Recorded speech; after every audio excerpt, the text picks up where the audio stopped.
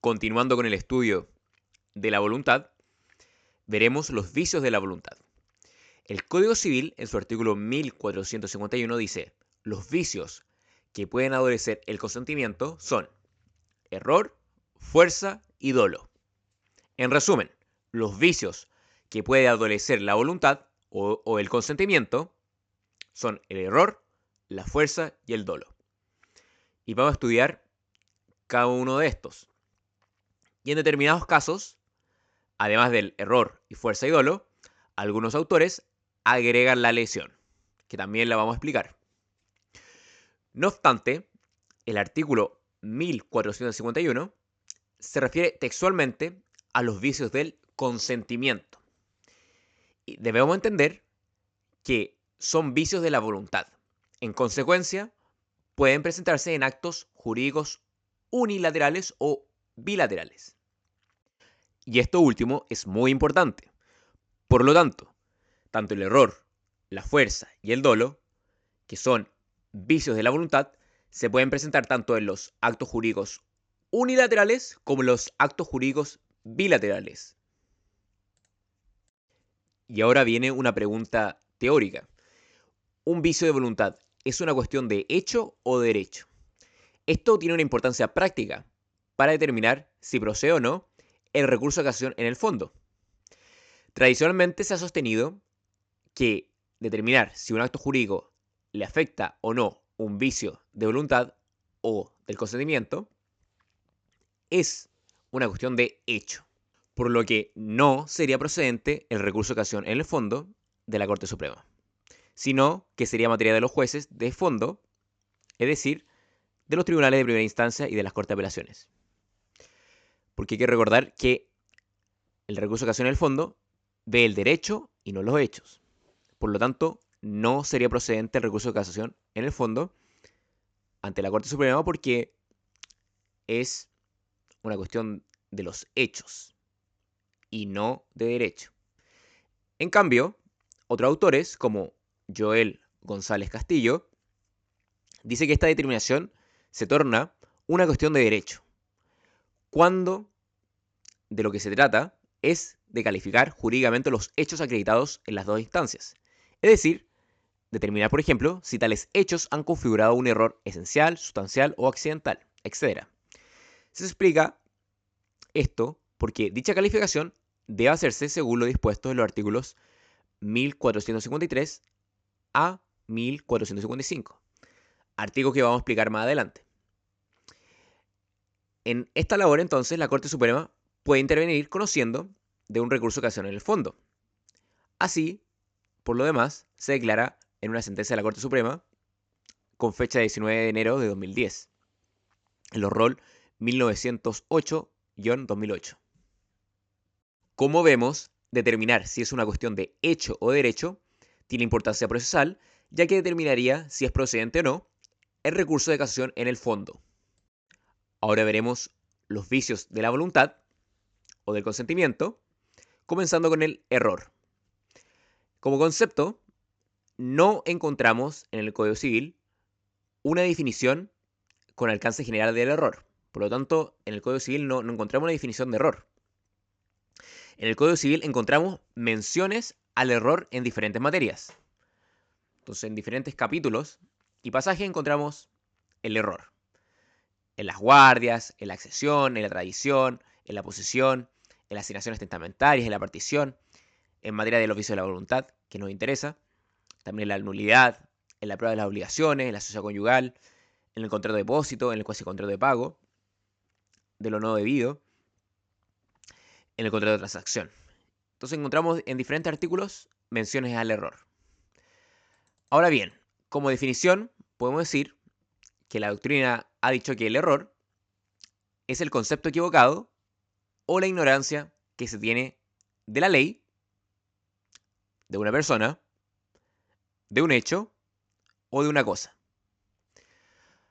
Aun cuando no son lo mismo, nuestro derecho equipara al ignorante con el que incurre en error. En sentido estricto, el primero, o sea, el ignorante, no conoce algo, y el segundo conoce mal. Ahora vamos a explicar más de fondo este concepto de error que da la doctrina. Pero antes hay que explicar la clasificación del error. Se distingue en primer lugar entre error de derecho y el error de hecho. El error de hecho es la ignorancia o concepto equivocado que se tiene de una persona, de una cosa o de un hecho.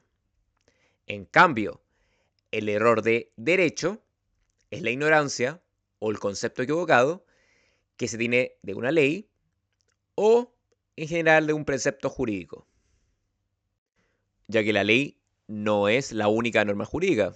También podemos hablar de los reglamentos o también en un contrato una cláusula, etc. Siguiendo con el error de derecho, podemos decir que hay diferentes hipótesis.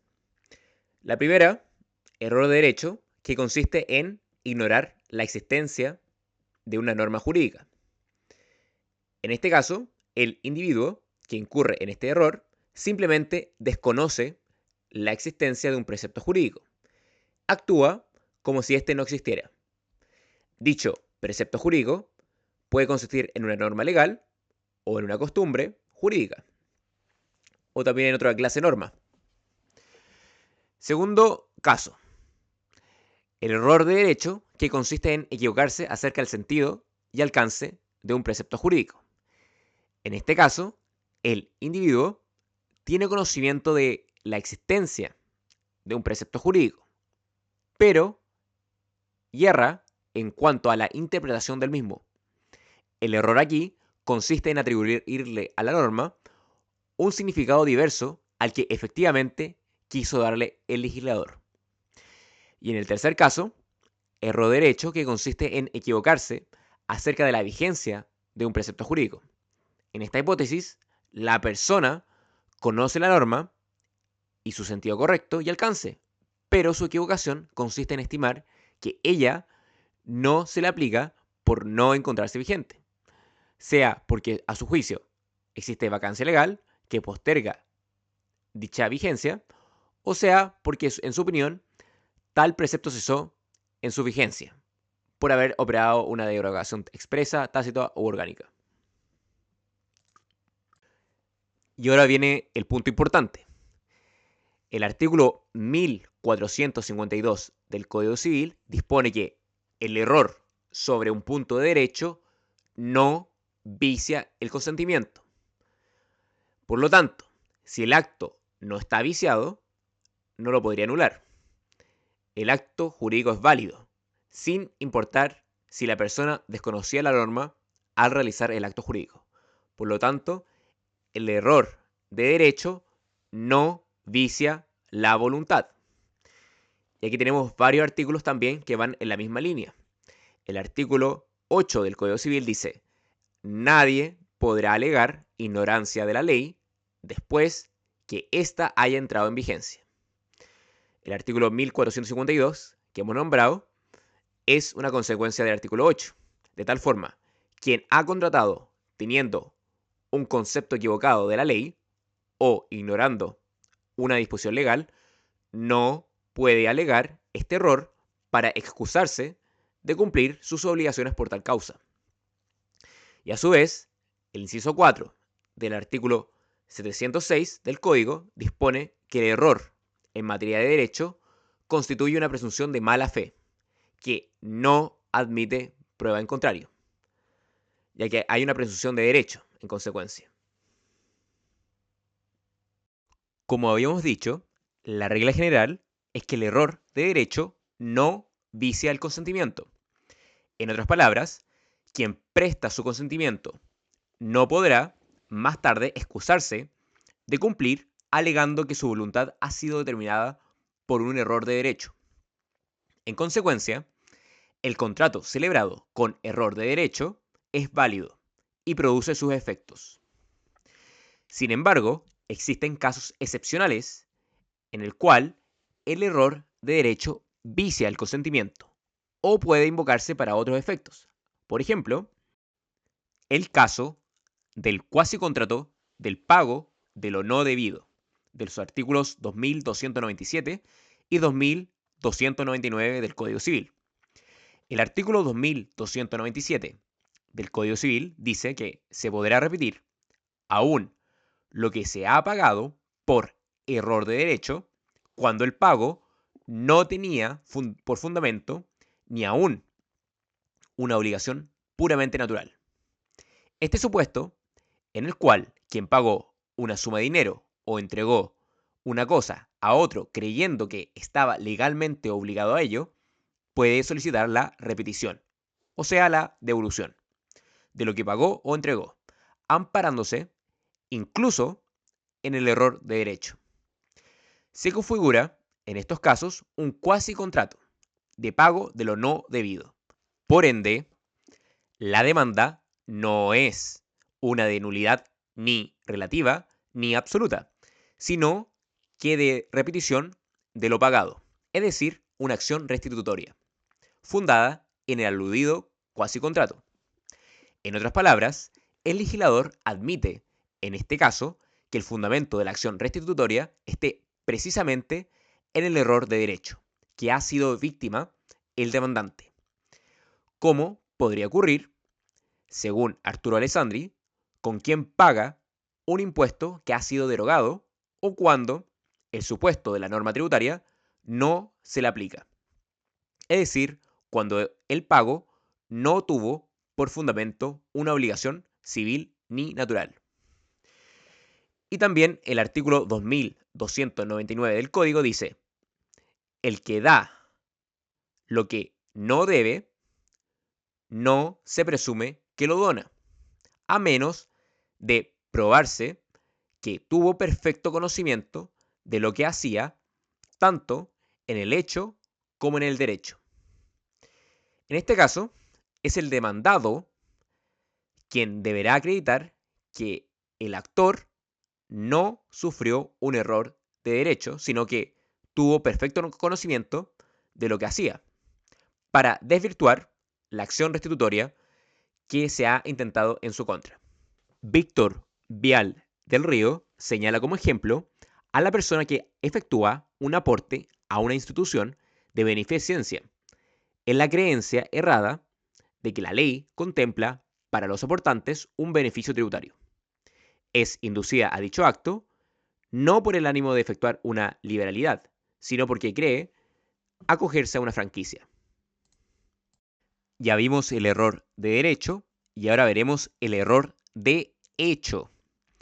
Y para explicar el error de hecho, hay que irse a los artículos 1453, 1454 y 1455 del Código Civil, que contienen estos artículos 6 hipótesis de error de hecho, que se establecen en estos 3 preceptos.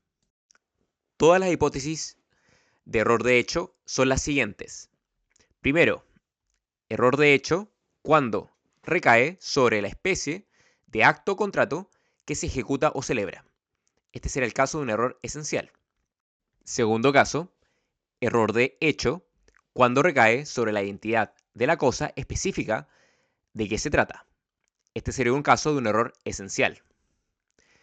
Tercer caso, error de hecho cuando la sustancia del objeto sobre que versa el acto o contrato es diversa de lo que se cree. Este sería un caso de un error sustancial. Cuarto caso, error de hecho cuando la calidad esencial del objeto sobre que versa el acto o contrato es diversa de lo que se cree. Este sería un caso de un error sustancial.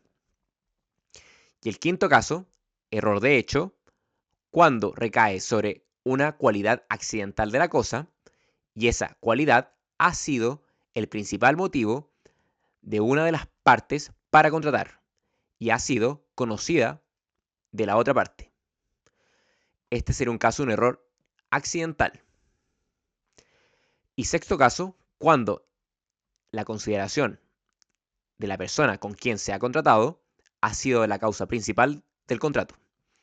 Y este sería un caso de un error en la persona. El código, siguiendo a Robert Pothier, hace una distinción entre error de hecho propiamente tal, que serían los artículos 1453 y 1454, y el error en la persona, que sería el artículo 1455. A su vez, el error de hecho puede ser esencial o obstáculo, sustancial o accidental. Y vamos a analizar todas estas clases de error a continuación. Y también las distintas hipótesis que hemos nombrado. Y vamos a comenzar explicando el error esencial, que está en el artículo 1453 del Código Civil. La hipótesis del error esencial, que está en el artículo 1453, son dos. Son dos hipótesis. La primera, cuando recae sobre la especie de acto o contrato que se ejecuta o celebra. Y la segunda hipótesis, cuando recae sobre la identidad de la cosa específica de qué se trata.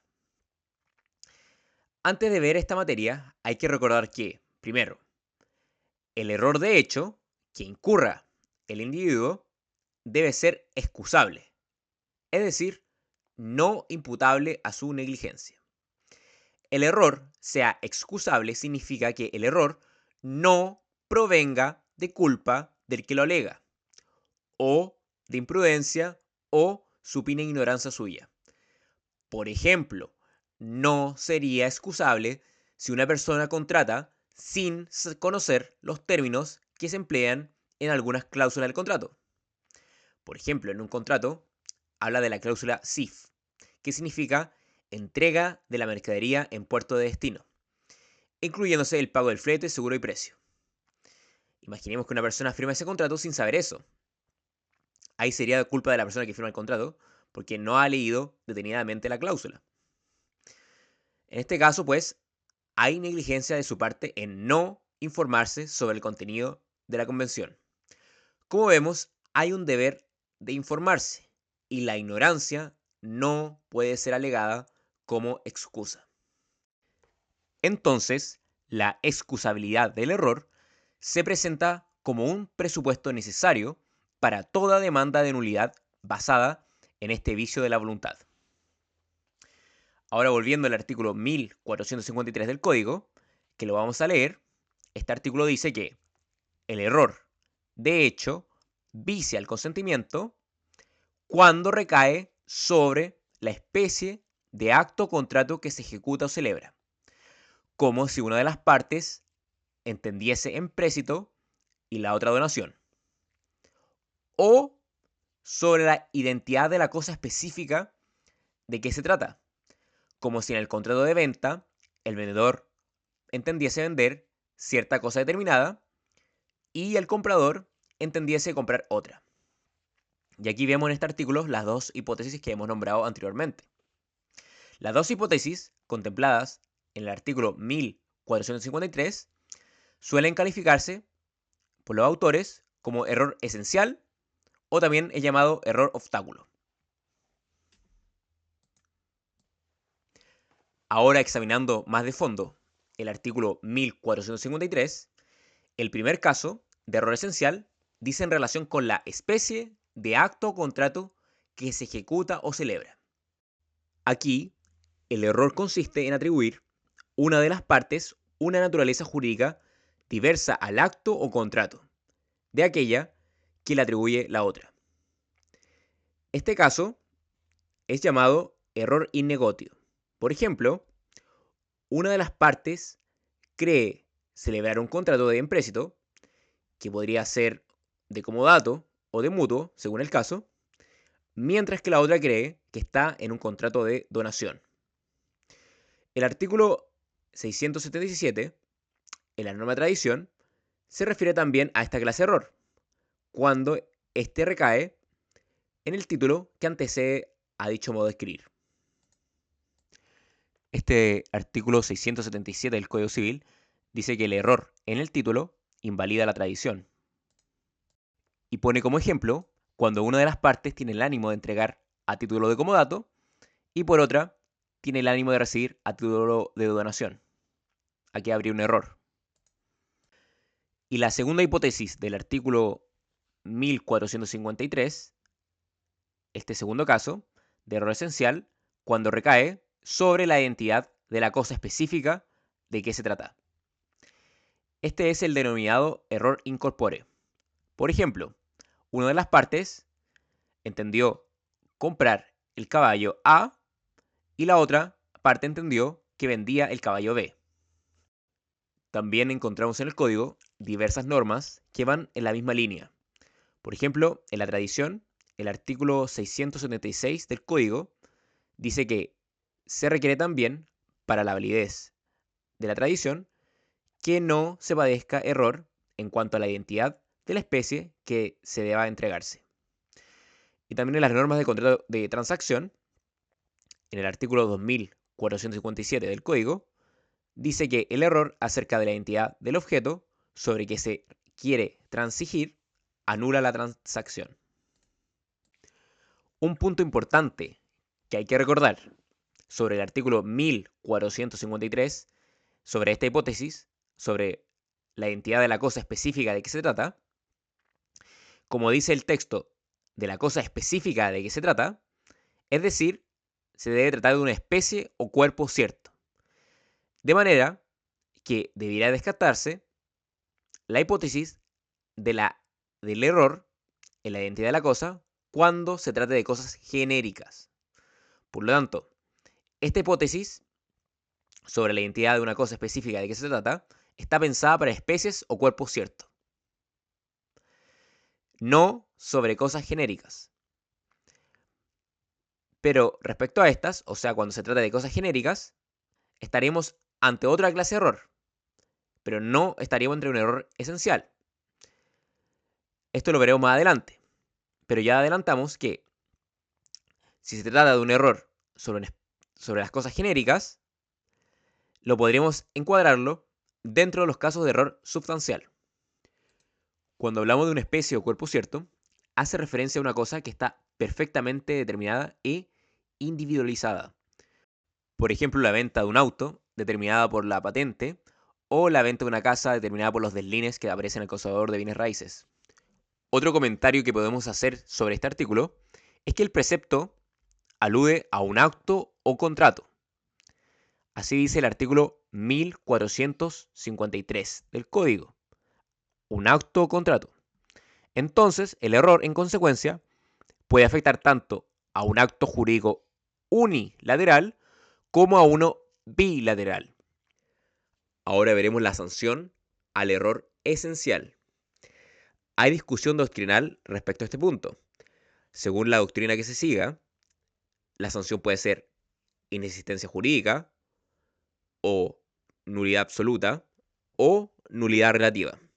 Vamos a explicar cada una de estas doctrinas, comenzando con la inexistencia jurídica. Según esta doctrina, afirma que más que un vicio de la voluntad, habría una ausencia de voluntad, puesto que las personas incurren en un error de tal magnitud que no pueden generar un acto jurídico. El error esencial impide el acuerdo de voluntades. Por ende, el error esencial no produciría la nulidad, ni absoluta ni relativa, sino la inexistencia del acto o contrato. Y en esta posición, y el gran exponente de esta doctrina es Luis Claro Solar. Y en palabras de Luis Claro Solar, dice que en realidad en estos casos no hay solo vicio del consentimiento, sino que no hay en absoluto consentimiento. La voluntad de una de las partes no se ha encontrado con la voluntad de la otra parte. No han concurrido en el acto o contrato por celebrar, o no han concurrido en la cosa o hecho que debe formar el objeto de las obligaciones por contraer. Y en esta misma línea, Luis Claro Solar cita a Podier, que dice que, por esto, si alguno entiende venderme una cosa y yo entiendo recibirla a título de préstamo o como un regalo, no hay, en este caso, ni venta, ni préstamo, ni donación.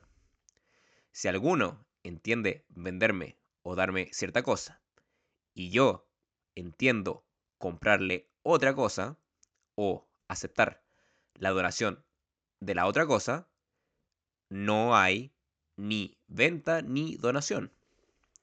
Si alguno entiende venderme una cosa por cierto precio y yo entiendo comprarla a un precio menor, no hay venta, pues en todos estos casos no hay consentimiento. Y concluye Claro Solar, de este modo, manifiesta Potier, que el error que recae en la naturaleza misma del acto que se ejecuta, en el objeto mismo del acto, o en una de las cosas que son esenciales para su perfeccionamiento y existencia jurídica, no es un simple vicio del consentimiento, sino un óbice, un obstáculo para que se forme el consentimiento y pueda la convención perfeccionarse y existir jurídicamente. Entonces, según esta doctrina, el error sería de tal magnitud que en verdad no habría consentimiento. Por lo tanto, no sería propio hablar de un vicio del consentimiento porque ni siquiera hay consentimiento. Y por eso sería una inexistencia jurídica. Ahora veremos la siguiente doctrina, la doctrina de la nulidad absoluta. Otros autores creen que la sanción sería la de nulidad absoluta. Y el gran exponente de esta doctrina es Arturo Alessandri Rodríguez. Aquí la falta de voluntad sería causal de nulidad absoluta, pues el código no contempla la inexistencia como sanción del acto jurídico. Ahora bien, dado que las causales de nulidad absoluta son taxativas y están señaladas en los dos primeros incisos del artículo 1682, el error esencial quedaría subsumido en la frase la nulidad producida por la omisión de algún requisito o formalidad que las leyes prescriben para el valor de ciertos actos o contratos en consideración a la naturaleza de ellos.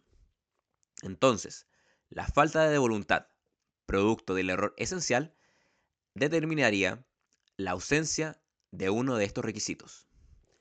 Y aquí vamos a leer el artículo 1682 del Código Civil completamente. ¿Qué dice este artículo?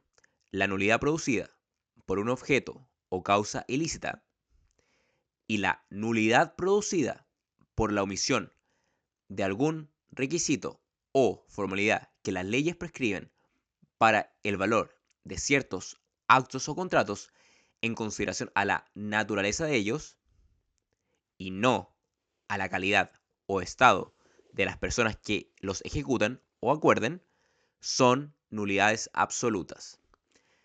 Entonces, en este inciso quedaría subsumido la causal del error esencial. Y continuando con este artículo, en su inciso 2 dice, hay, asimismo, nulidad absoluta en los actos y contratos de las personas absolutamente incapaces.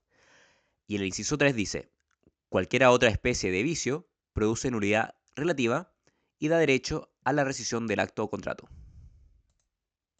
Como resumen de esta doctrina, la sanción ante el error esencial sería la nulidad absoluta, ya que el código no regula la inexistencia jurídica. Por lo tanto, la sanción sería la nulidad absoluta. Y esto a través de una interpretación del artículo 1682. Ahora veremos la siguiente doctrina, la doctrina que dice que el error esencial, la sanción es la nulidad relativa. Los casos de error esencial producen nulidad relativa según ciertos autores. Por ejemplo, según Avelino León Hurtado, Manuel Somarriba Undurraga o también Carlos Ducci. Claro. ¿Y cuáles serían los argumentos de estos autores que argumentan que la sanción al error esencial es la nulidad relativa? También me gustaría apuntar que también se sanciona con nulidad relativa el error no solo esencial, sino también el error sustancial, accidental y en las personas. Pero en los casos de error sustancial, accidental y en las personas, sería nulidad relativa. En esos casos no hay discusión. Aquí hay discusión en torno al error esencial. Y según esta doctrina, el error esencial sería también nulidad relativa, bajo los siguientes argumentos. Primero, porque el artículo 1453 señala que el error esencial vicia el consentimiento y no expresa que no exista consentimiento. O sea, el artículo ya parte de la base de que existe el consentimiento. Si el consentimiento está viciado, al menos se entiende que existe. Aquí podemos seguir una interpretación gramatical de la ley. El segundo punto, el artículo 1454 expresa que el error de hecho vicia a sí mismo el consentimiento y se refiere a los casos del error sustancial que, de acuerdo al artículo 1682, produce nulidad relativa. Este artículo, el 1454 del Código Civil, que aún no lo vemos, pero lo veremos más adelante, porque este artículo consagra el error sustancial y el error accidental. Entonces, ese artículo contiene la frase: el error de hecho vicia a sí mismo el consentimiento. Cuando pone a sí mismo, esa palabra, a sí mismo, evidenciaría que el error esencial del artículo 1453 vicia de la misma manera el acto o contrato que el error sustancial del artículo 1454. Aquí opera un elemento lógico de la interpretación de la ley. Como habíamos dicho, no hay duda de que el error sustancial y el error accidental, que lo vamos a explicar más adelante, tienen la sanción de la nulidad relativa. Y como vemos, este artículo dice asimismo. Por lo tanto, sería la misma sanción, según esta interpretación, sería la misma sanción de nulidad relativa al error esencial. Y el tercer punto, porque el artículo 1682, después de enunciar las causales de nulidad absoluta, en sus dos primeros incisos, deja en claro en el inciso 3 que cualquiera otra especie de vicio produce nulidad relativa y da derecho a la rescisión del acto o contrato. Como habíamos leído anteriormente, cuando habíamos leído el artículo 1682, en su inciso 1 y 2, hablaba de las causales de nulidad absoluta.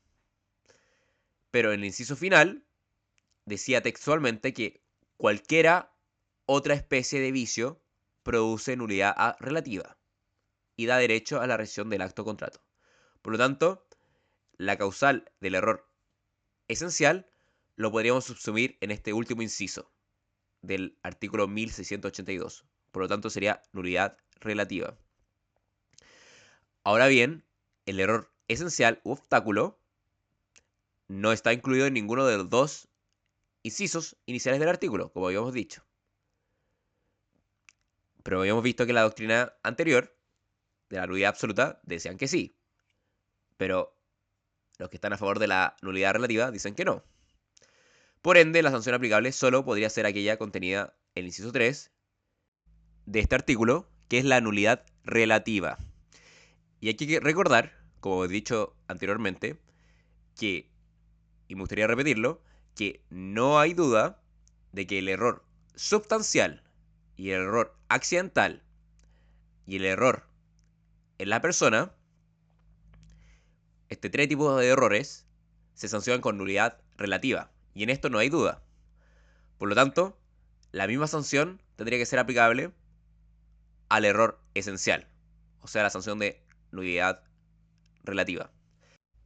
Como vemos, la regla general cuando se trata de errores de hecho, que pueden ser errores sustancial, accidental y en las personas, y según cierta doctrina, cuando se trata de error esencial, sería la nulidad relativa. Aún no hemos explicado el error sustancial, accidental y de las personas, pero lo vamos a explicar más adelante. Y ahí vamos a decir también que su sanción es la nulidad relativa. Ahora bien, para que se configuren este tipo de errores, deben cumplirse ciertos requisitos, que lo vamos a explicar más adelante. Pero como vemos, toda esta clase de errores se sancionan con la nulidad relativa, que sería la regla general.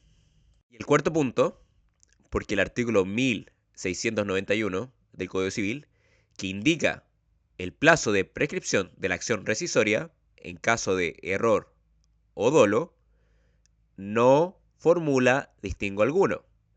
Por ende, como no distingue si es un caso de error o de dolo, en todos los casos de error, incluyendo aquí al error esencial o obstáculo, el plazo será el mismo. 4 años contados desde el día de la celebración del acto o contrato. Se trata, por ende, del argumento de la no distinción en la interpretación de la ley. Con este argumento aún reforzamos más que la sanción sería nulidad relativa, ya que daría lo mismo qué clase de error sería, ya que no se distingue, dice el caso de error, por lo tanto estaría incluido tanto el error esencial, sustancial o el accidental, ¿cierto? O de las personas. Y aquí dice que el plazo será el mismo.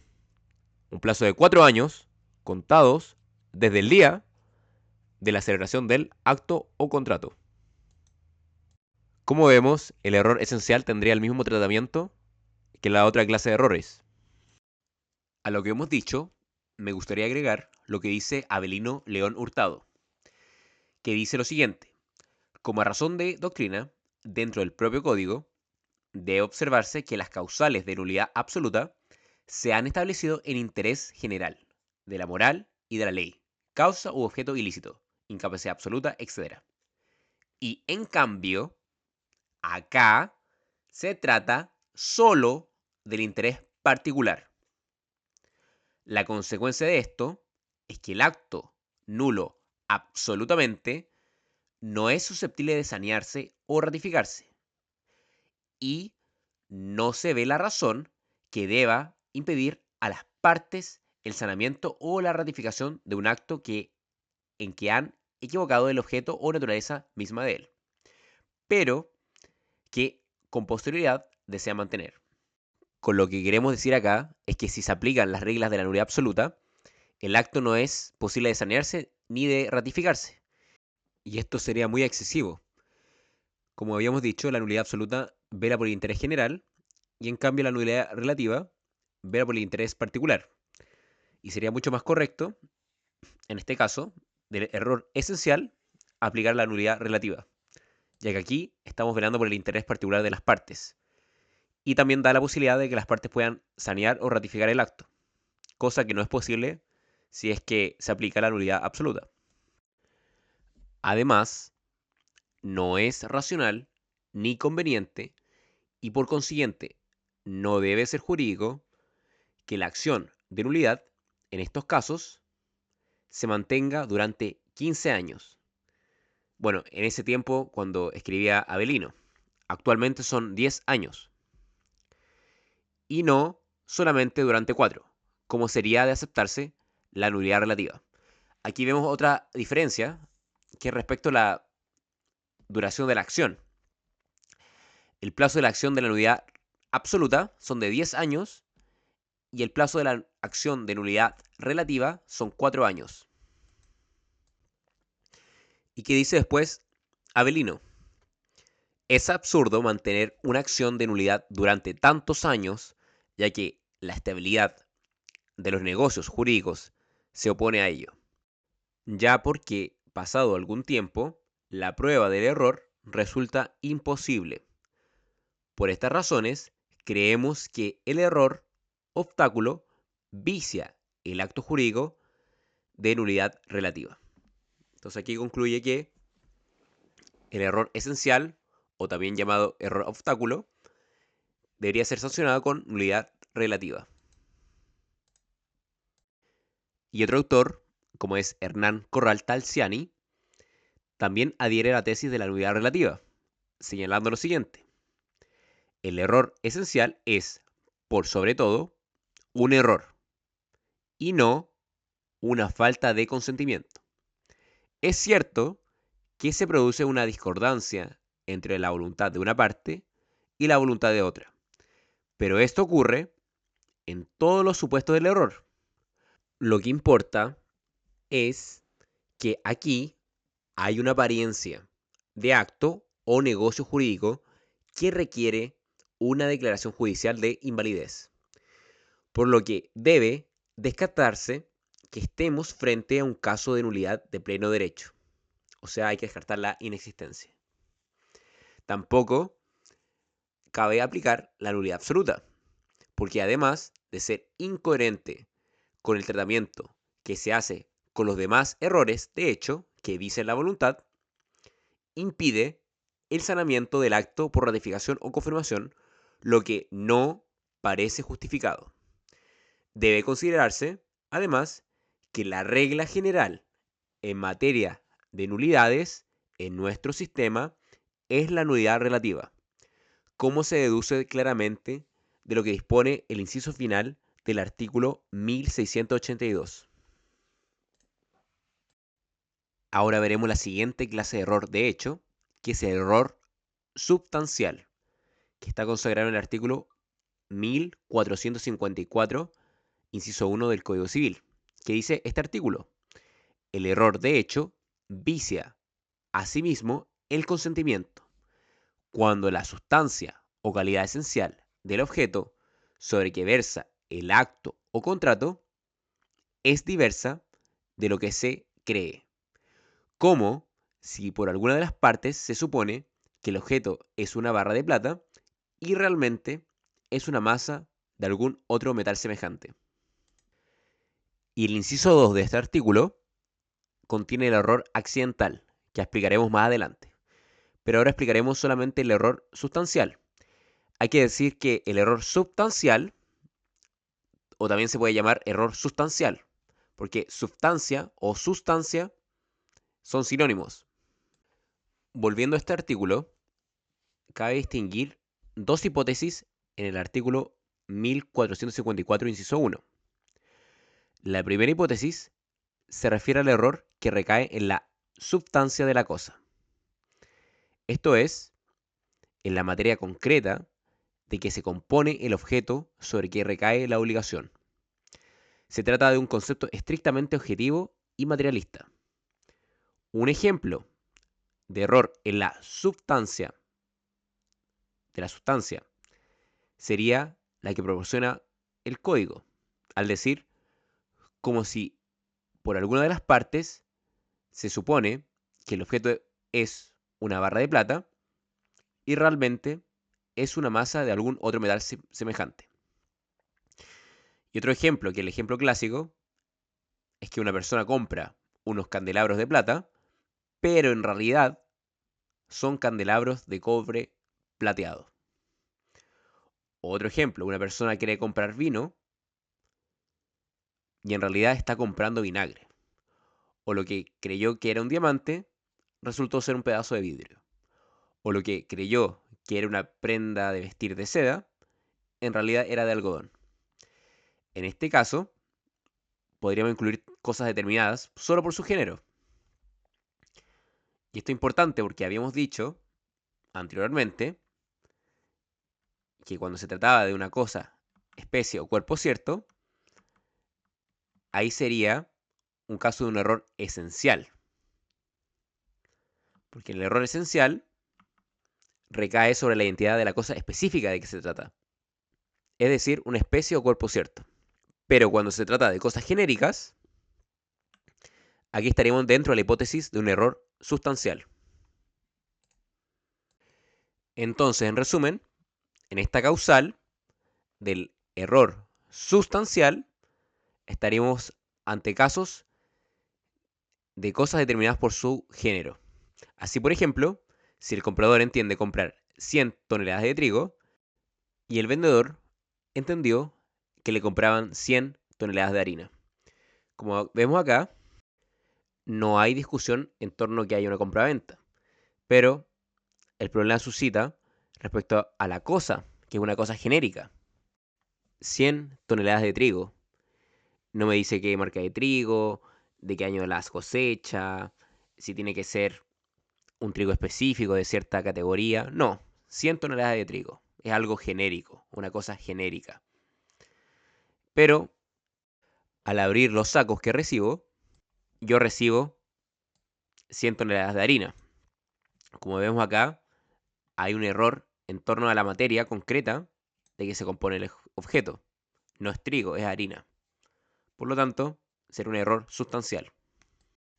Y la segunda hipótesis, que está contenida en el artículo 1454, inciso 1, se refiere a las calidades esenciales de la cosa, entendida como aquellas que le dan al objeto una fisonomía propia, que la distingue de los demás. Estas cualidades determinan los usos que pueden darse de una cosa. Se trata de un error que recae sobre las cualidades relevantes de una cosa, entendiéndose por tales aquellas determinantes, atrayentes, las que inducen a contratar, sin las cuales una de las partes, al menos, no habría contratado. Ejemplos de error en una calidad esencial del objeto sería, por ejemplo, una de las partes se supone comprar un caballo de carrera. Y el caballo, en verdad, es un caballo de tiro. En este caso, las partes no se equivocan en cuanto al caballo, sino a una cualidad esencial del mismo.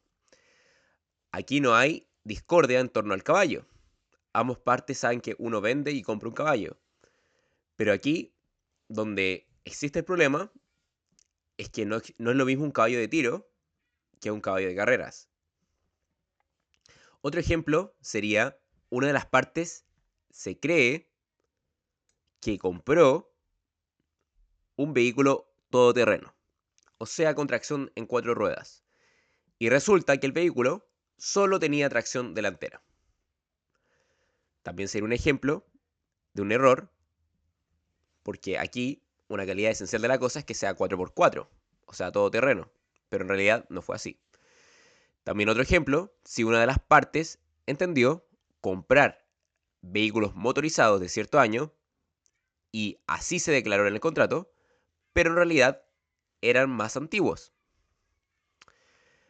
También ahí habría un error en torno a las cualidades esenciales de la cosa.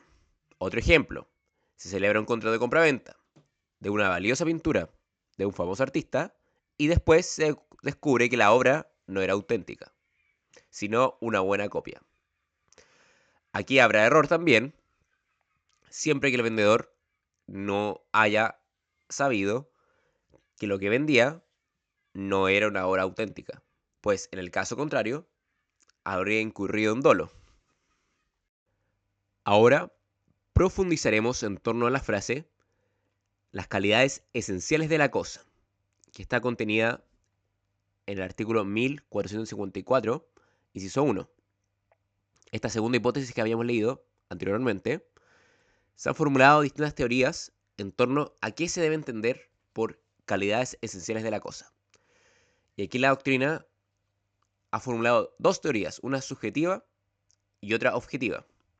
Conforme a la teoría subjetiva, respecto a las calidades esenciales de la cosa, debe atenderse a la intención del contratante, que padece el error, partiendo de la base de que no todo error sobre las cualidades de la cosa es sustancial, sino que solo en cuanto tal error recaiga sobre una cualidad principal de la cosa. Será la intención de las partes la que, en definitiva, decidirá si una cualidad es principal o no. Es decir, será necesario determinar lo que las partes han tenido en miras al contratar. La cuestión, en definitiva, una de intención, y es el juez el que deberá decidir según las circunstancias de la causa. En resumen, para esta teoría, el concepto de calidad esencial es subjetivo y dice en relación con la intención de las partes, con los motivos que éstas tienen para contratar. En efecto, lo que determina a las personas a celebrar un contrato que tiene por objeto una cosa es la creencia de que ésta posee o que no le falten determinadas cualidades o condiciones. Dicho de otro modo, si se supiera que la cosa carece de dichas cualidades, no se celebraría el contrato, previsto precisamente bajo el supuesto de que ésta las posee. No es posible formular una regla jurídica que permita establecer en abstracto qué es lo que constituye la calidad esencial de la cosa. Como decíamos, ella depende de la voluntad de las partes. Y, por el otro lado, acorde a la teoría objetiva de qué se debe entender por cualidades esenciales de la cosa, la teoría objetiva dice que para estar ante un error de este tipo, habrá que tomar en cuenta lo que normalmente se debe entenderse como calidad esencial o atributos esenciales que dan a una cosa su fisionomía propia. Estas cualidades que forman la sustancia de la cosa serían determinadas, en último caso, conforme a la opinión general y las circunstancias del negocio, y no por la sola intención particular del que alega el error.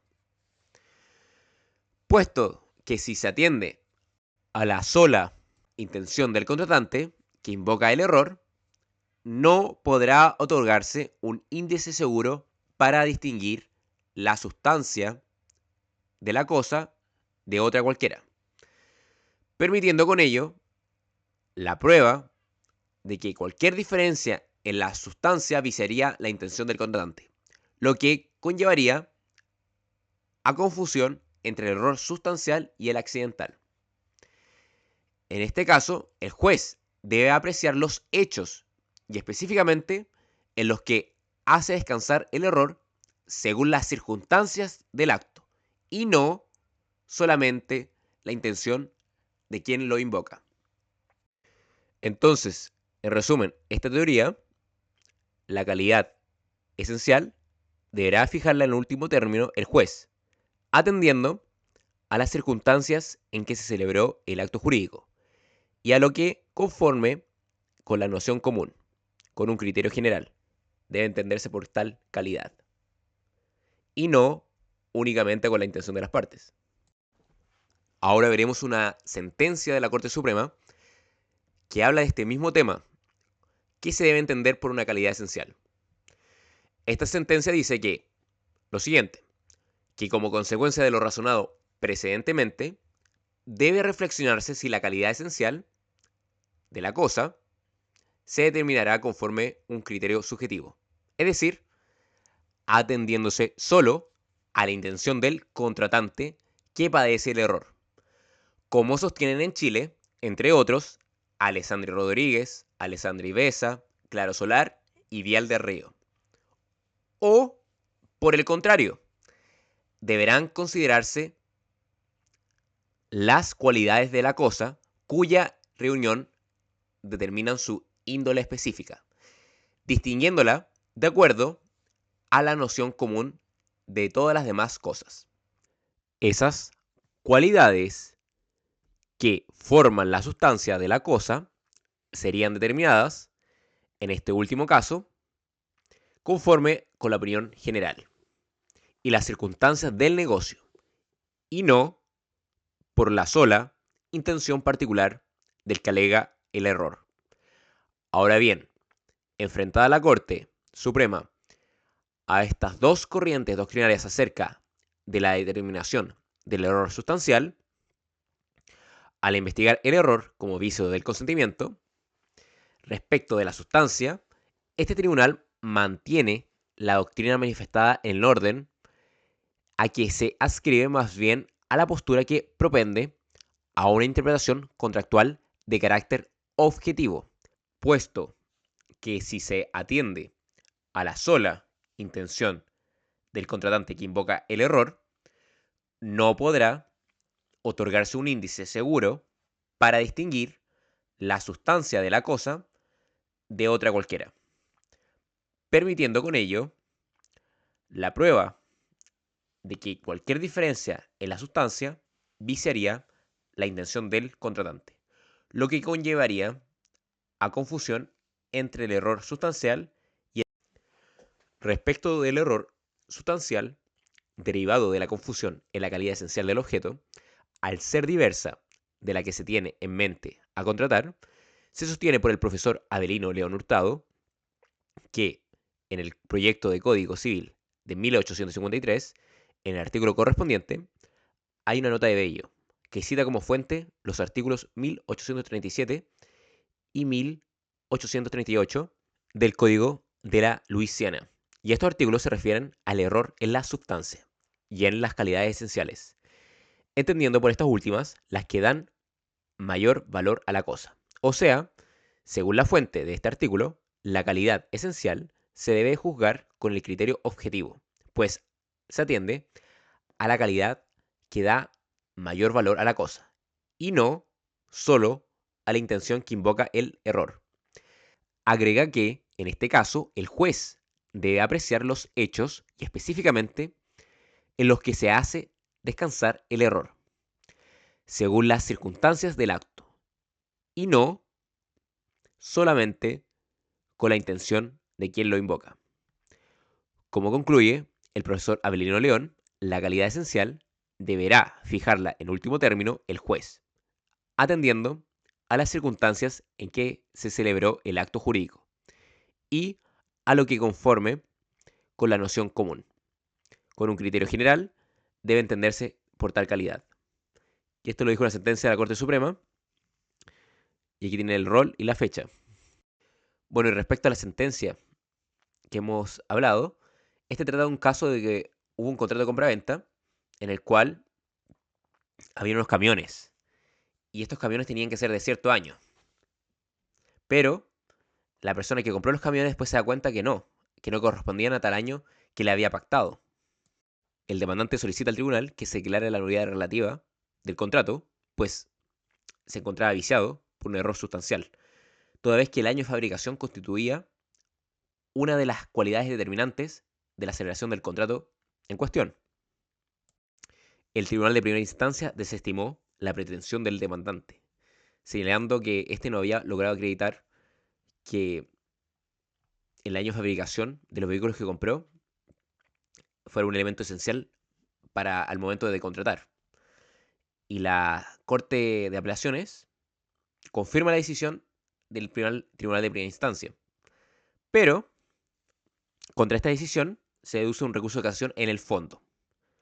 Y ahí conoce la Corte Suprema, que falla en otro sentido y le da razón al demandante, o sea, al comprador. Ahora, de todo lo que hemos hablado, me gustaría mencionar un caso especial, que es algo bien excepcional, que en el caso del depósito, que está en el artículo 2216 del Código Civil, que dice lo siguiente: el error acerca de la identidad personal del uno o del otro contratante, o acerca de la sustancia, calidad o cantidad de la cosa depositada, no invalida el contrato. Y en su inciso 2 dice: el depositario, sin embargo, habiendo padecido el error acerca de la persona del depositante, o descubriendo que la guardia de la cosa depositada le acarrea peligro, podrá restituir inmediatamente el depósito. Cabe tener presente que el artículo 2216 del Código Civil, en la norma de depósito, excluye el error sustancial. Ahora veremos el error accidental, que está en el artículo 1454, inciso 2 del Código Civil. Vamos a leer completamente el artículo 1454. En su inciso 1 dice: el error, de hecho, vicia a sí mismo el consentimiento, cuando la sustancia o calidad esencial del objeto sobre que versa el acto o contrato es diversa de lo que se cree, como si por alguna de las partes se supone que el objeto es una barra de plata y realmente es una masa de algún otro metal semejante. Y como habíamos dicho, Este inciso 1 es la causal del error sustancial.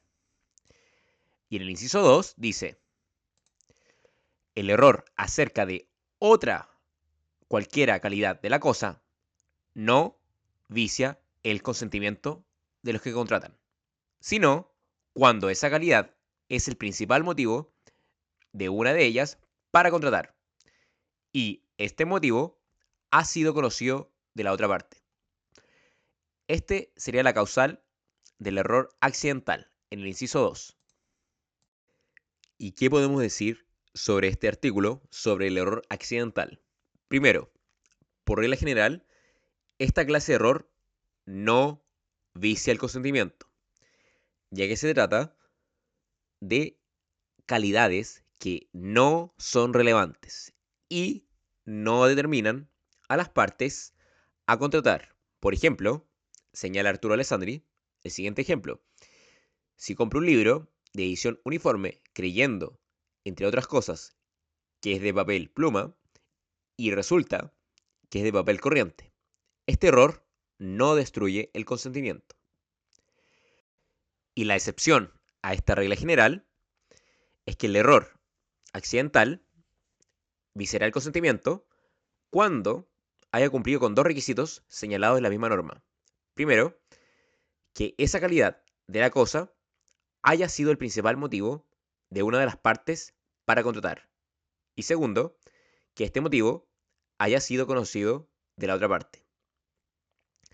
En este caso de error, de hecho, se refiere al error accidental, es decir, sobre las cualidades accidentales de una cosa. Las cualidades accidentales son aquellas que ordinariamente son indiferentes para determinar la voluntad o el consentimiento de las partes.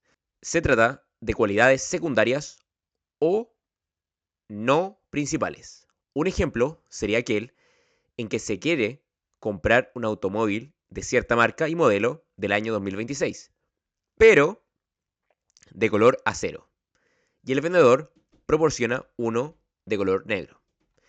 En este caso, el color no afecta al vehículo, como lo sería la marca o el año para un auto.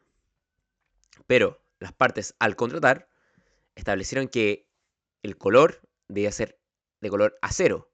Por lo tanto, sería una calidad que es la principal motivo que las partes contrataron.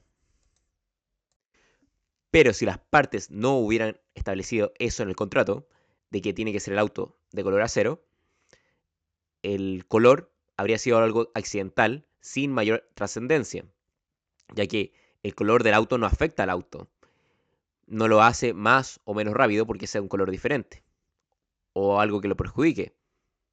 El color del auto es algo por sí solo intrascendente, a diferencia, por ejemplo, de la marca del auto, ya que la marca del auto es algo importante, igualmente que el año, porque no es lo mismo de un auto que sea un Ferrari, que un Chevrolet, o que sea del año 2026, o que sea del año 90. Entonces el color es algo que no es trascendente en un vehículo.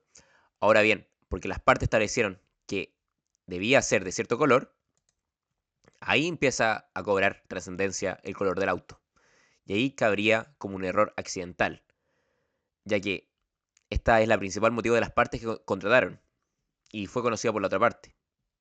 Pero por sí solo, si no hubieran establecido eso, el color por sí solo no habría viciado el consentimiento. Bueno, y hay dos requisitos para que el error accidental vicie el consentimiento. Primero, es el principal motivo de una de las partes para contratar. Y segundo, este motivo ha sido conocido por la otra parte. Eso sí, hay que decir que en este último punto, esto según la opinión de Hernán Corral, dice lo siguiente: debe notarse que no exige que la parte que yerra haya informado a la otra parte de la calidad accidental que la motiva a ejecutar el acto jurídico, aunque probablemente ello sea lo más común. Basta que la otra parte haya tomado conocimiento de dicha motivación por cualquier otra fuente. Tampoco es necesario que la contraparte haya estado consciente de que se trataba de un error, Basta que haya sabido que la parte que incurre en la equivocación tenía como motivo determinante una calidad accidental, que después se descubre no correspondía a la realidad. En todo caso, esto en opinión de Hernán Corral. Y también, relacionado con lo anterior, habíamos dicho que debe ser conocido por la otra parte. Y esto puede llevar a pensar que cuando habla de parte, solamente sea aplicable este tipo de error, el error accidental, a los actos jurídicos bilaterales.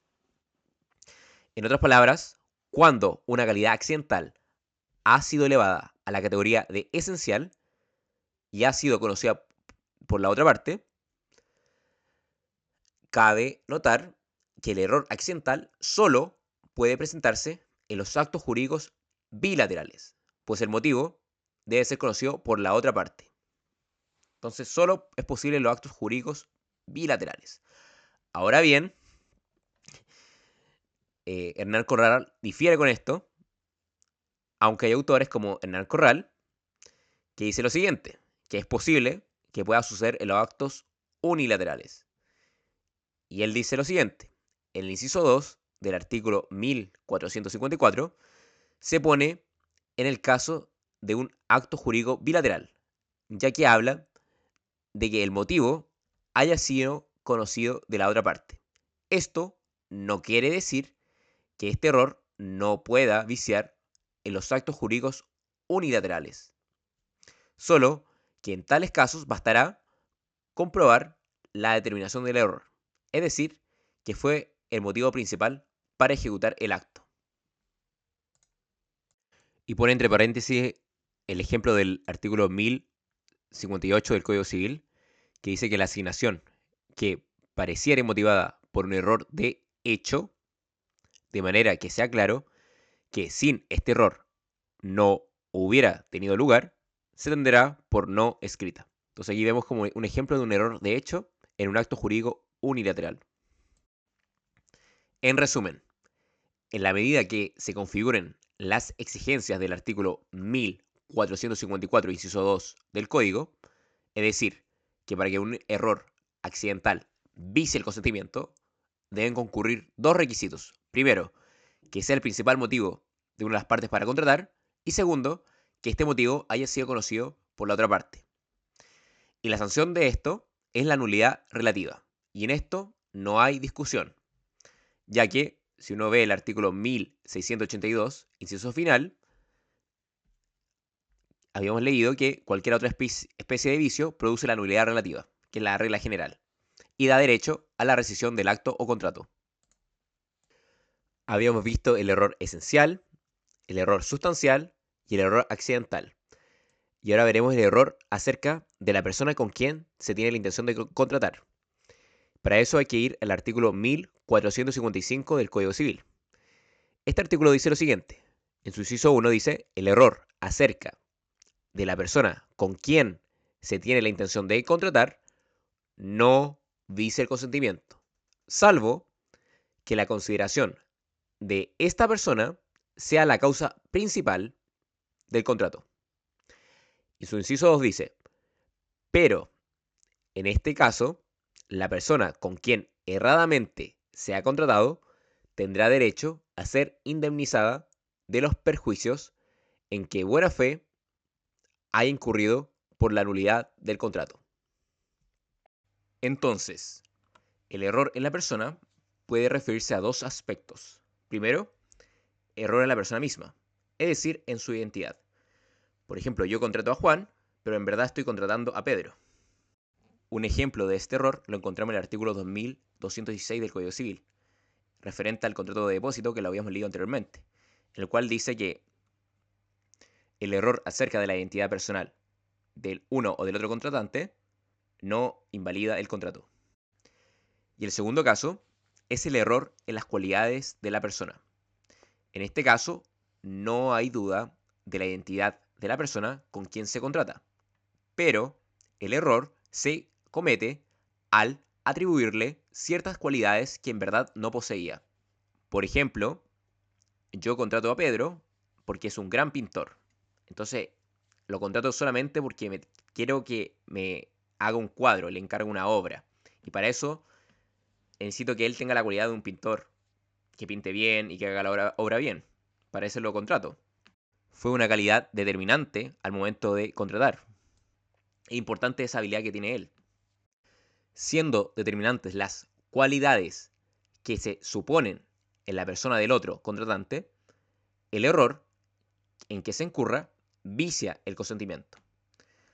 También encontramos un caso en la ley, en el artículo 8 de la ley de matrimonio civil, en el error del contrato de matrimonio.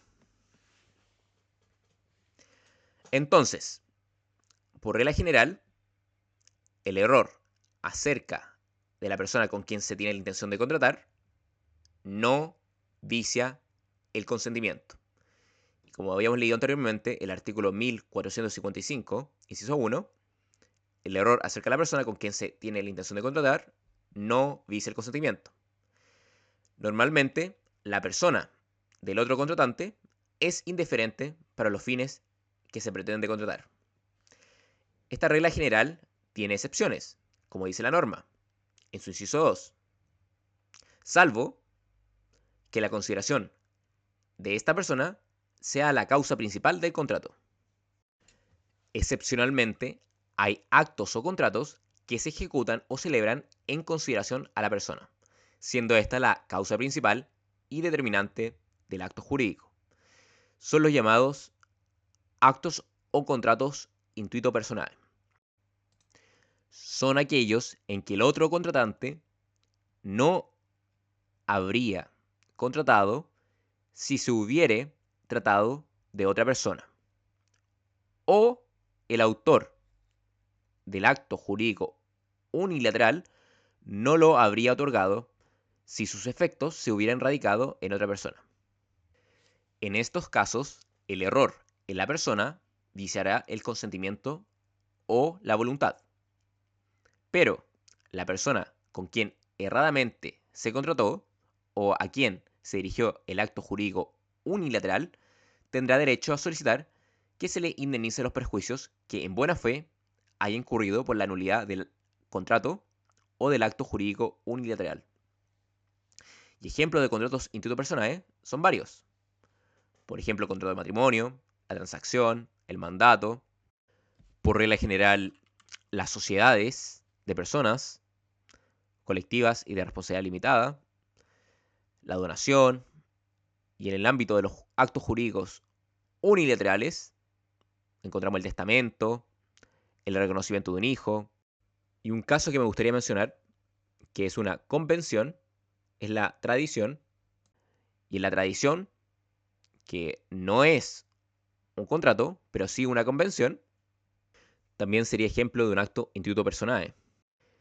En este caso, el error también vicia el consentimiento, según se establece en los artículos 676 a 678, que se refieren al error en la cosa traída, en la persona y en el título de la tradición.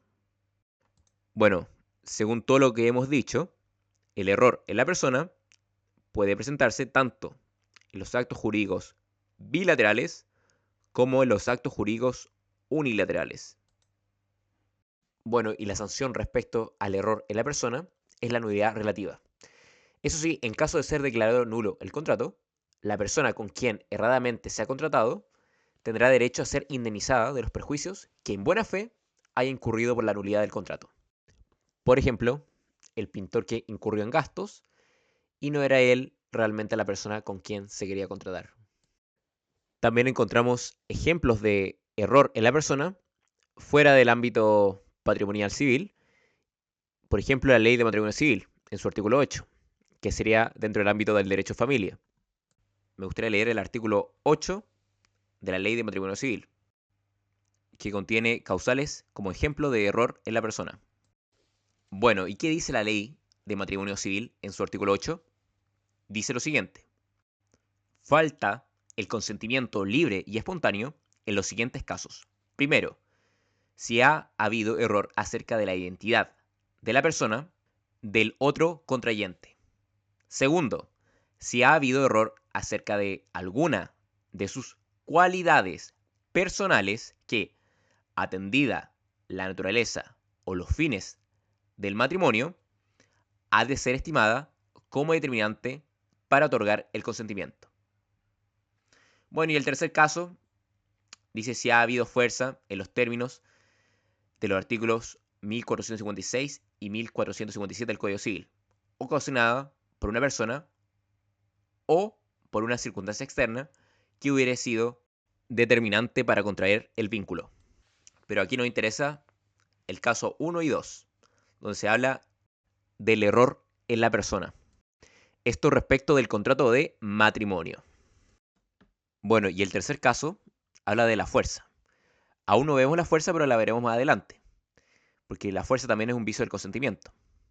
Ahora bien, me gustaría decir desde ya que la fuerza en el ámbito civil y la fuerza en el ámbito matrimonial tiene una pequeña diferencia, ya que la fuerza en el ámbito civil debe ser producido por una persona, pero en el ámbito matrimonial la fuerza es más amplia, ya que se agrega la posibilidad de que la fuerza se origine no solo en la actuación de una persona, sino que en una circunstancia externa que hubiera sido determinante para contraer el vínculo matrimonial.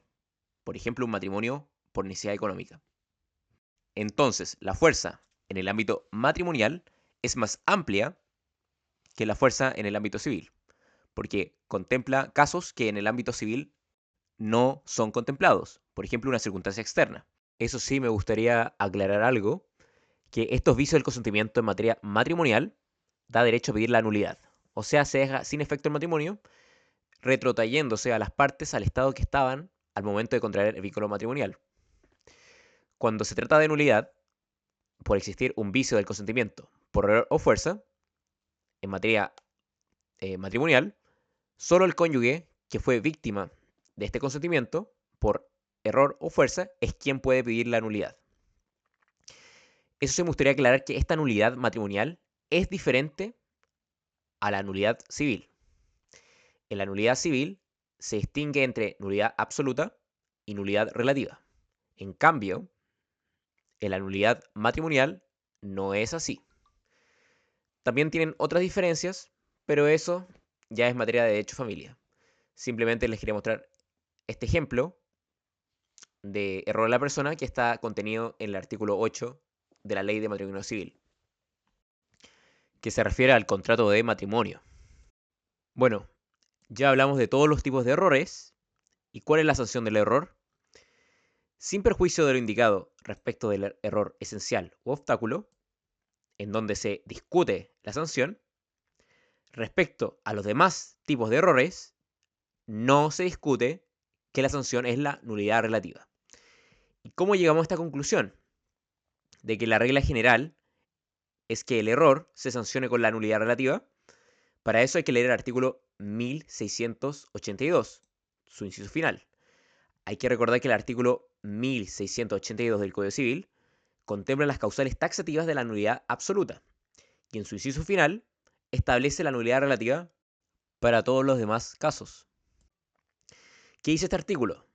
Su inciso 1 dice, la nulidad producida por un objeto o causa ilícita y la nulidad producida por la omisión de algún requisito o formalidad que las leyes prescriben para el valor de ciertos actos o contratos en consideración a la naturaleza de ellos y no a la calidad o estado de las personas que los ejecutan o acuerden, son nulidades absolutas. Y en su inciso 2 dice, hay asimismo nulidad absoluta en los actos y contratos de personas absolutamente incapaces. Y en su inciso 3, y este es el inciso que nos interesa, dice lo siguiente, cualquiera otra especie de vicio produce nulidad relativa y da derecho a la rescisión del acto o contrato.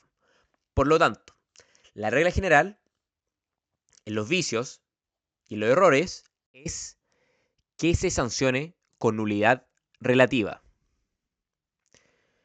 Por lo tanto, como habíamos dicho, los errores se sancionan con nulidad relativa. En el error esencial se discute cuál es la sanción. según la postura que se tome. Hay autores que están a favor de la nulidad relativa, otros de la nulidad absoluta y otros por la inexistencia jurídica. En el error sustancial no se discute de que la sanción es nulidad relativa y en el error accidental tampoco se discute que la sanción es nulidad relativa. Y el error en la persona tampoco se discute que la sanción es la nulidad relativa. Por eso la regla general es que el error se sancione con la nulidad relativa. Bueno, y tiene importancia si es nulidad relativa o absoluta, ya que dependiendo si es nulidad relativa o absoluta, y esto lo vamos a ver más adelante, las causales son diferentes, como hemos visto. Bueno, también los titulares de la acción, también los tiempos de prescripción son diferentes, y también si procede o no el sanamiento por ratificación o confirmación. En eso también difieren. Pero estos aspectos los vamos a ver más adelante. Solamente estoy adelantando que hay diferencias si es una acción de nulidad absoluta o una acción de nulidad relativa, ya que tienen diferentes reglas. Y estas son las reglas generales en el derecho civil patrimonial, aplicables a los contratos, a los actos jurídicos. Bueno, y en algunos casos pueden haber reglas especiales, como el caso de la nulidad de matrimonio, que hemos visto anteriormente, que tiene una ley especial y que tiene reglas especiales. Pero para todo lo demás se aplican las reglas generales. También me gustaría adelantar que también se sanciona con nulidad relativa, como hemos dicho, los vicios del consentimiento, es decir, el error, la fuerza y el dolo, como regla general. Y esto lo vamos a estudiar más adelante. Bueno, ya hablamos de los errores, de diferentes casos de error, ¿cierto? Pero ahora nos vamos a referir a dos hipótesis que no están explícitamente resueltas en nuestro código. Y estas son el error en el número de las cosas y el error en el valor de las cosas. Que estos casos son discutidos. Por lo tanto, no hay una solución unánime, por decirlo. El primer caso es el error en el número de las cosas. Un caso no resuelto expresamente en las normas relativas al error de hecho es el que se refiere a la cantidad o número de cosas objeto de la prestación derivada del contrato. El error recae aquí en el número de cosas comprendidas en la prestación.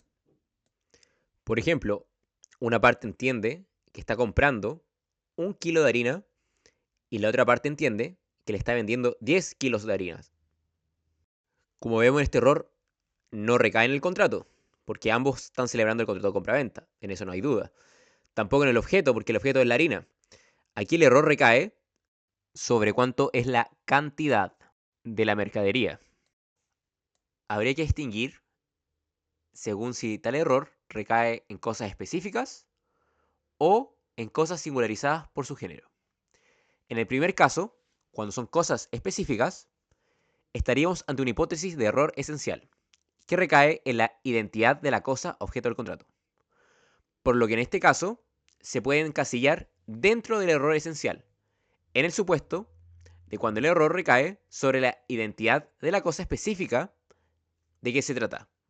Por ejemplo, se venden derechos sobre un inmueble el 25%, en circunstancias que solo se quiso vender derechos equivalentes al 2,5%. El error recae en el porcentaje de ese inmueble que se transfiere, que es considerable la diferencia entre los porcentajes, por lo que sería un error, de hecho, determinante para la celebración del contrato. Es un error esencial, porque la cantidad de metros que constituye la venta es muy superior a la que se quería vender. Y en el segundo caso, cosas singularizadas solo por su género, si las cosas objeto del contrato se singularizan por su género, no parece posible incluir esta hipótesis en el artículo 1453. Es decir, esta hipótesis de cosas singularizadas por su género no cabrían dentro de la hipótesis del error esencial, pues el error no recae en la identidad de una cosa específica, sino en el número de cosas de cierta clase, es decir, determinada solo por su género.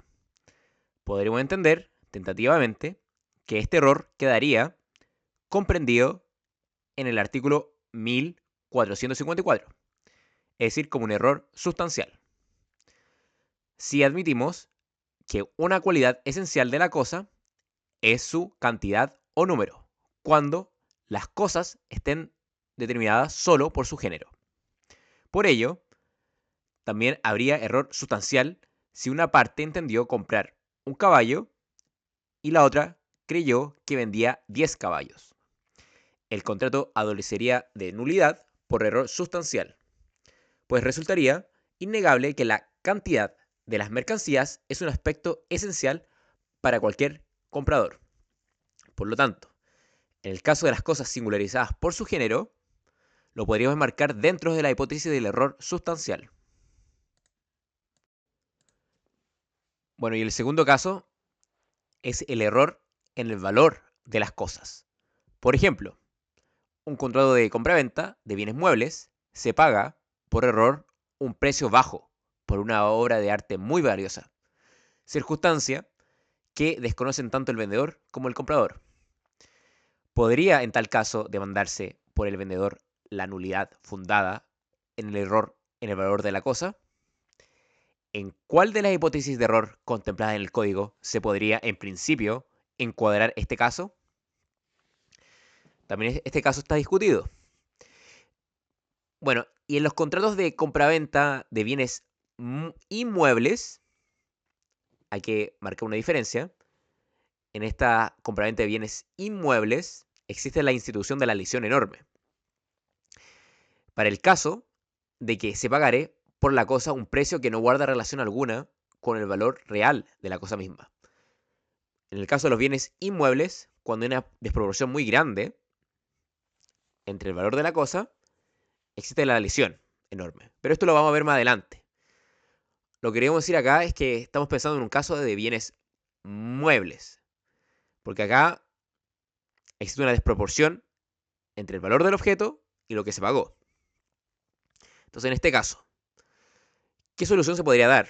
¿Qué tipo de error podríamos enmarcarlo dentro de lo que vimos nosotros anteriormente?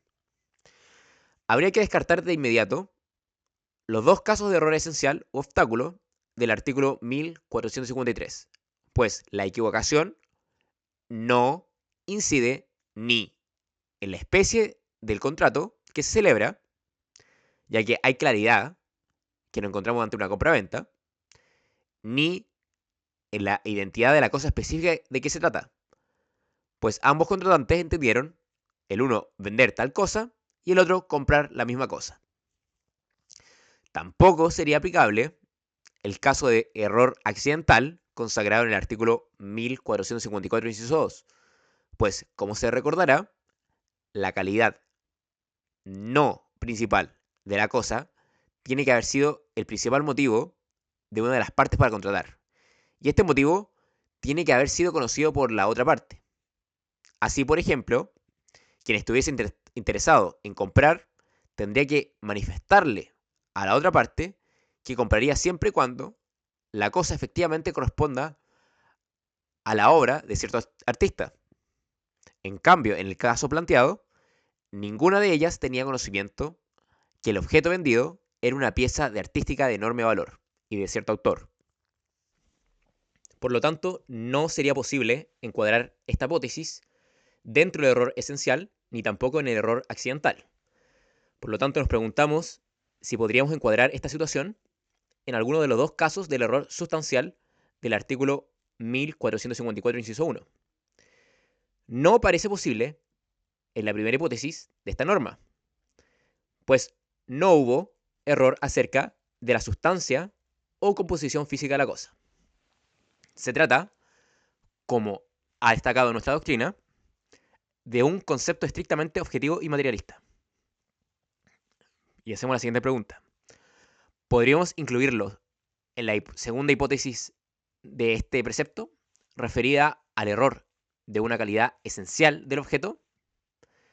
En principio, se podría estimar que el error recayó efectivamente en una calidad esencial.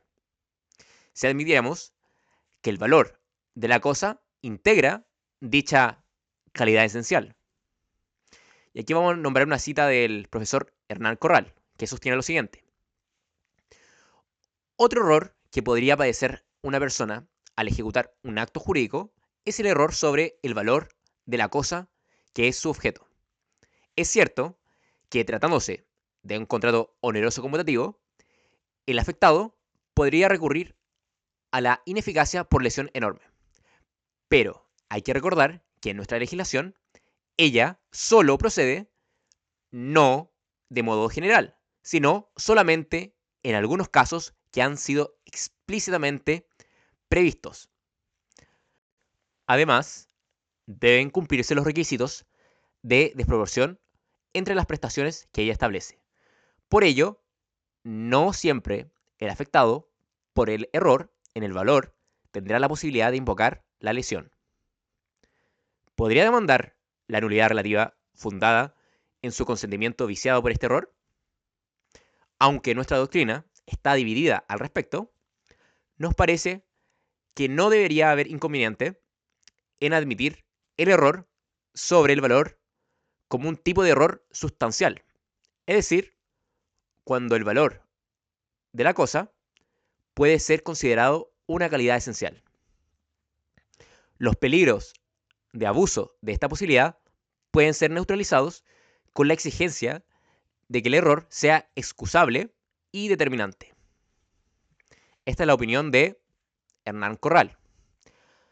Otra opinión distinta es la de Arturo Alessandri Rodríguez, que dice lo siguiente, que el error indiferente, bueno, fuera de los casos antedichos, el error indiferente no vicia el consentimiento ni tiene ninguna influencia en el contrato. Tales son, ahí nombra, el error en el valor de la cosa, sin perjuicio de la rescisión por lesión en los casos que la ley la establece. Hay que recordar que la lesión es algo bien excepcional y solo procede en los casos que expresamente la ley ha contemplado. La lesión enorme se relaciona con la desproporción entre las prestaciones recíprocas de las partes en ciertos contratos. En nuestro derecho, la lesión enorme no es un principio general aplicable a todos los contratos, sino que opera solo en ciertos casos específicos determinados por la ley.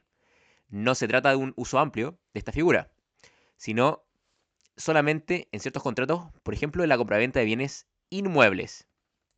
Bueno, y según lo expuesto, ambos autores tienen diferentes opiniones. Ambos reconocen que la lesión enorme es solamente aplicable a ciertos contratos, solamente, por ejemplo, a la compraventa de bienes inmuebles, pero ¿qué pasa en el caso de los compraventa de bienes muebles? Cuando hay una desproporción entre el valor de la cosa y el precio que se pagó. Hernán Corral daría la posibilidad como de anular esa compraventa de bienes muebles, encasillarlo dentro del error sustancial, con la exigencia de que sea un error excusable y determinante. En cambio, Arturo Alessandri Rodríguez dice que no, que el error en el valor de la cosa no viciaría el consentimiento. Como vemos, este punto es un punto controversial. Bueno, y además hemos mostrado solamente dos autores, pero hay mucho más. Uno también podría decir, bueno, y el precio es muy irrisorio. Entonces, podría eso atentar contra el requisito de virtud del cual el precio debe ser real o serio, en caso de la compraventa. Y eso podría accionar la nulidad de esta compraventa, ¿sí o no? Bueno, como vemos, aquí pueden encontrar distintas doctrinas. Simplemente expongo que diría como las dos posiciones, una que acepta y otra que niega. Bueno, y sé que he hablado de la institución de la lesión enorme y aún no vemos esa materia, pero se verá más adelante, con mayor profundidad. Ahora veremos otro tipo de error, que es el error común. El error común es aquel error plausible que incurren diversas personas que actúan de buena fe. El error común tiene diferencia con los otros tipos de errores que hemos visto. En todos los casos anteriores, la ley se pone la hipótesis de errores individuales, acaecidos en relaciones jurídicas determinadas. Distinto es el caso del llamado error común, o sea, aquel compartido por numerosas personas. En tal situación, no hay un vicio del consentimiento, sino que por el contrario, el acto jurídico se considera válido a pesar de no estar estrictamente ajustado a la ley. Se fundamenta el error común en el interés social y en la llamada teoría de la apariencia. Se prefiere fiarse de las apariencias compartidas por todos o por un considerable número de personas. ¿Y cuáles son los requisitos? Para la doctrina, 3 son los requisitos que deben reunirse para estar ante el error común. Primero, debe ser compartido por todas o la mayoría de las personas en el lugar en que el acto jurídico se realiza. Segundo, debe ser un error excusable, descansar en un justo motivo. Y tercero, debe haber buena fe en aquellos que incurren en el error. Estos dos últimos requisitos que hemos nombrado, o sea que el error sea excusable y que debe haber buena fe, son requisitos que también deben concurrir en los otros demás errores que hemos visto. Bueno, en nuestra legislación encontramos varios ejemplos de error común. Me gustaría nombrar solamente uno, por ejemplo, un caso clásico respecto del matrimonio. El artículo 51, inciso 1 de la Ley de Matrimonio Civil se refiere al matrimonio putativo. Esto es el matrimonio que, no obstante de declararse nulo, se entiende que produjo los mismos efectos que un matrimonio válidamente celebrado. Entonces, el matrimonio nulo, que se ha celebrado o ratificado ante el oficial de registro civil, produce los mismos efectos civiles que el válido respecto del cónyuge que, de buena fe y con justa causa de error, lo contrajo, pero dejará de producir efectos civiles desde que falte la buena fe por parte de ambos cónyuges. Ahí vemos claramente un ejemplo de error común.